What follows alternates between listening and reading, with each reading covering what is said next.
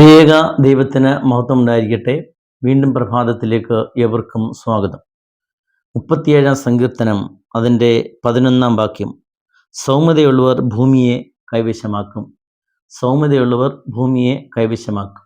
സങ്കീർത്തനക്കാരൻ വളരെ ഉറപ്പോടെ പറയുകയാണ്, സൗമ്യതയുള്ളവർ ഭൂമിയെ കൈവശമാക്കും. സങ്കീർത്തനക്കാരൻ തൻ്റെ ജീവിതാനുഭവത്തിൽ നിന്നാണ് ഇത് പറയുന്നതെന്ന് ഈ സങ്കീർത്തനം മുഴുവൻ വായിച്ചാൽ നമുക്ക് മനസ്സിലാകും. നീതിമാനായ ദൈവം ദുഷ്ടൻ ദുഷ്ടത ചെയ്തുകൊണ്ട് അവനെ അങ്ങനെ അങ്ങ് വെറുതെ വിടുകയില്ല. അവനെ തീർച്ചയായും ശിക്ഷിച്ച് അവനെ നശിപ്പിക്കും. എന്നാൽ നീതിമാനായ ദൈവം സൗമ്യതയുള്ളവരെ എന്നേക്കും കാത്തു പരിപാലിക്കും. അവനെ ഉയർത്തും, ഈ സമൂഹത്തിൽ ഉയർത്തി അവനെ കാത്തു പരിപാലിക്കുമെന്ന് സങ്കീർത്തനക്കാരൻ പറയുകയാണ്. ഈ സങ്കീർത്തനത്തിൻ്റെ ഈ വചനമാണ് കർത്താവ് ഗിരിപ്രഭാഷണത്തിൽ ഉദ്ധരിക്കുന്നത്. അതായത് മത്തായിയുടെ സുവിശേഷം 5-ാം അധ്യായത്തിൽ നമുക്ക് കാണുവാൻ സാധിക്കും, കർത്താവോട് പറയുകയാണ്, സൗമ്യതയുള്ളവർ ഭാഗ്യവാന്മാർ, എന്തുകൊണ്ടെന്നാൽ അവർ ഭൂമിയെ കൈവശമാക്കും. ഇതേ സങ്കീർത്തനം പറയുകയാണ്. അതായത് കർത്താവ് പറയുകയാണ്, നിങ്ങൾ സൗമ്യതയുള്ളവരായിരിക്കാൻ പറയുകയാണ്.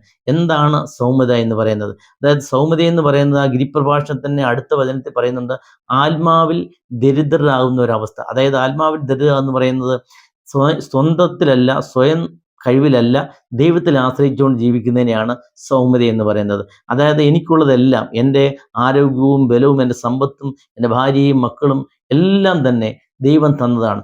ദൈവം തന്നതല്ലാതെ ഒന്നും എൻ്റെ ജീവിതത്തിലില്ല. ദൈവത്തിൻ്റെ കരുണ കൊണ്ട്, ദൈവത്തിൻ്റെ മനസ്സിലുകൊണ്ടാണ് ജീവിക്കുന്നുള്ള, ദൈവത്തിൽ ആശ്രയിച്ചുകൊണ്ട് ജീവിക്കാനുള്ള ആ ഒരു മനോഭാവം ഉണ്ടല്ലോ, അതിനെയാണ് സൗമ്യത എന്ന് പറയുന്നത്. അല്ലെങ്കിൽ സകലരെയും വിനീത ഹൃദയത്തോടെ സമീപിക്കുന്ന ആ ഒരു മനോഭാവം, അതിനെയാണ് ഈ സൗമ്യത എന്ന് പറയുന്നത്. ആ വിനീത ഹൃദയത്തോടെ സകലത്തെയും സമീപിക്കുക, എല്ലാവരെയും സ്നേഹിക്കുക, സഭാ വ്യത്യാസമില്ലാതെ, ജാതിപത ഭേദമില്ലാതെ എല്ലാവരും ദൈവത്തിൻ്റെ സൃഷ്ടികളാണ്, നമ്മളെല്ലാവരും ദൈവത്തിൻ്റെ മക്കളാണ്, സഹോദരങ്ങളെന്ന ബോധ്യത്തോടെ എല്ലാവരെയും സമീപിക്കുകയും സ്നേഹിക്കുകയും ചെയ്യുന്ന ആ പങ്കിടലിൻ്റെ അനുഭവം വരുന്ന ആ ഒരു അനുഭവമാണ് സൗമ്യത എന്ന് പറയുന്നത്. ഏത് സാഹചര്യത്തെയും, അത് ഏത് പ്രക്ഷോഭകരമായ, ഏത് കോപകരമായ, ഏത് സംഘടനാപരമായ ഏത് സാഹചര്യമായിക്കോട്ടെ, ആ ഏത് സാഹചര്യത്തെയും സംയമനത്തോടെ സമീപിക്കുന്ന ഒരവസ്ഥയ്ക്കാണ് സൗമ്യത എന്ന് പറയുന്നത്. ആ സൗമ്യതയാണ് പൗലോസ്ലീഹ നമ്മോട് പരിശുദ്ധനായ പൗലോസ്ലീഹ പറയാണ്, ക്രിസ്തുവിൻ്റെ ഭാവം നിങ്ങൾ ധരിച്ചുകൊള്ളുവിൻ. ക്രിസ്തുവിൻ്റെ ഭാവം എന്ന് പറയുന്നത് ഈ സൗമ്യതയാണ്. അതുകൊണ്ടാണ് കർത്താവ് തന്നെ പറയുന്നുണ്ട്, മത്തായിയുടെ സുവിശേഷം 11-ാം അധ്യായം അതിൻ്റെ 29-ാം വാക്യത്തിൽ കർത്താവ് തന്നെ പറയുന്നുണ്ട്, ഞാൻ സൗമ്യതയും താഴ്മയും ഉള്ളവനാകയാൽ എൻ്റെ നുഖമേറ്റുകൊണ്ട് എന്നോട് പഠിപ്പീൻ. ഞാൻ സൗമ്യതയും താഴ്മയും ഉള്ളവനാകയാൽ എൻ്റെ നുഖമേറ്റുകൊണ്ട് എന്നോട് പഠിപ്പീൻ എന്ന് പറയുന്നുണ്ട്. അപ്പം സൗമ്യത എന്ന് പറയുന്നത് മറ്റുള്ളവരെ സ്നേഹിക്കലാണ്. ആ ദൈവത്തിൽ ആശ്രയിക്കുന്ന ആ മനോഭാവത്തിലാണ് സൗമ്യത എന്ന് പറയുന്നത്. അപ്പോഴാണ് ഭൂമിയെ കൈവശമാക്കുന്നത്. എങ്ങനെയാണ് ഭൂമിയെ കൈവശമാക്കുന്നത്?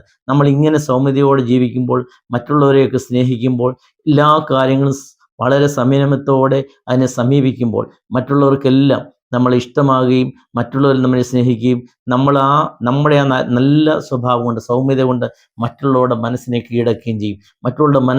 മറ്റുള്ള ഹൃദയത്തിൽ നമ്മൾ സ്ഥാനം പിടിക്കുമ്പോൾ അതിനെയാണ് ഭൂമിയെ കൈവശമാക്കുക എന്ന് പറയുന്നത്. ഈ സമൂഹത്തിലും സഭയിലും നമ്മുടെ കുടുംബത്തിലും നമ്മുടെ അയൽപക്കത്തും ഒക്കെ എല്ലാവരെയും നമ്മൾ സൗമ്യതയോടെ പെരുമാറുമ്പോൾ, അവരെയൊക്കെ സ്നേഹിക്കുമ്പോൾ, അവരുടെ ഹൃദയത്തിൽ നമുക്കുള്ള സ്ഥാനം, അവരുടെ ഹൃദയത്തെ കീഴടക്കുന്നതിനാണ് ഭൂമിയെ കൈവശമാക്കുക എന്ന് പറയുന്നത്. ആ ഒരു അനുഭവത്തിലേക്ക് വരുവാൻ, കർത്താവിൻ്റെ ആ ക്രിസ്തുവിൻ്റെ ഭാവം ധരിപ്പാൻ കർത്താവ് തന്നെ പറയാണ്, ഞാൻ സൗമ്യതയും താഴ്മയും ഉള്ളവനാകയാൽ എൻ്റെ നുഖമേറ്റുകൊണ്ട് എന്നോട് പഠിപ്പീൻ. ആ ഒരവസ്ഥയിലേക്ക് സൗമ്യതയോടുകൂടി ഭൂമിയെ കൈവശമാക്കുവാൻ, മറ്റുള്ളവരുടെ ഹൃദയങ്ങളെ കീഴടക്കുവാൻ, മറ്റുള്ളവരുടെ മനസ്സുകളിൽ സ്ഥാനം പിടിക്കുവാൻ കഴിയട്ടെ. അതിന് ദൈവത്തിൻ്റെ പരിശുദ്ധാത്മ സഹായിക്കട്ടെ എന്ന് പ്രാർത്ഥിക്കുന്നു. ദൈവം നമ്മെ സമൃദ്ധമായി അനുഗ്രഹിക്കട്ടെ.